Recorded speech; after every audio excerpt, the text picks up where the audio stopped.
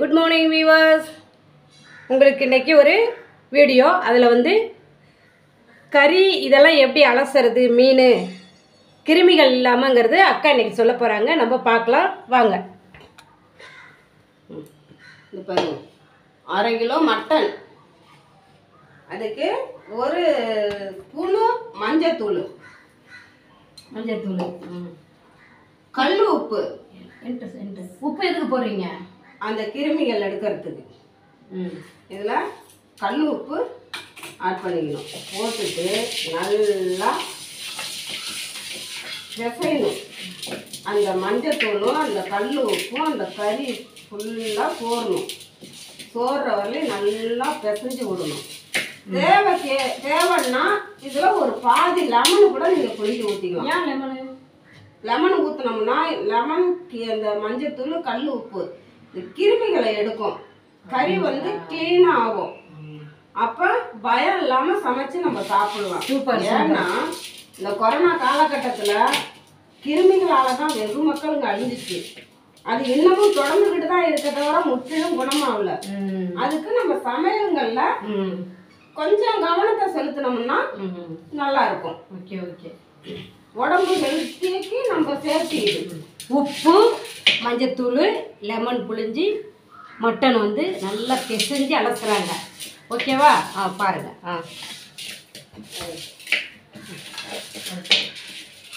இதில் கொஞ்சம் தண்ணி இப்போ விட்டுக்கிட்டு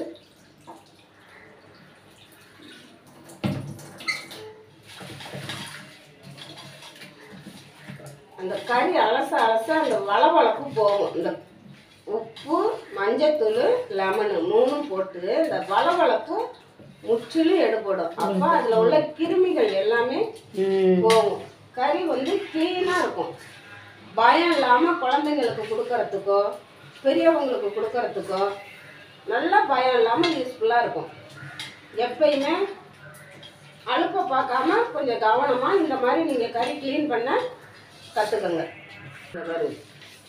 எப்படி இருக்குது பார்த்தீங்களா? அந்த வளவளப்பு எப்படி போகுது பார்த்தீங்களா? ஆமாம், சூப்பராக இருக்குது.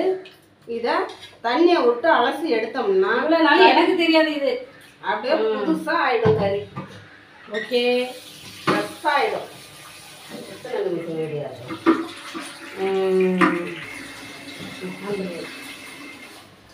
நல்லா ஒரு 4 தடவை நீங்கள் கழுவி எடுத்தீங்கன்னா கறி க்ளீனாக ஆகும்.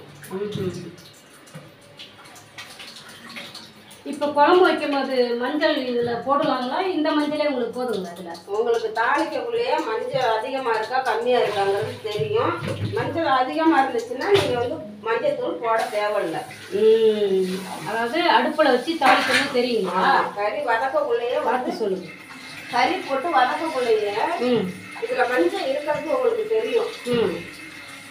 அப்போ உங்களுக்கு தேவை இல்லை மஞ்சள் பத்தலைன்னா நீங்கள் போட்டுக்கலாம். இல்லை இது போதும் அப்படின்னு சொன்னால் நீங்கள் நிப்பாட்டிக்கலாம்.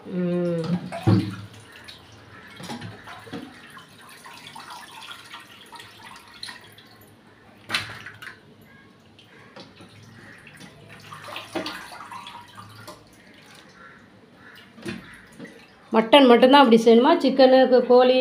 சிக்கனும் செய்யலாம், மட்டனும் செய்யலாம், நண்டு, மீன் தேவையில்லை. மீன், எறாவும் இந்த மாதிரி செய்யலாம், மீனும் இந்த மாதிரி செய்யலாம்.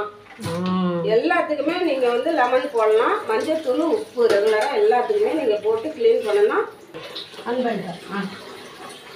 இதை க்ளீன் பண்ணி எடுத்து அப்படியே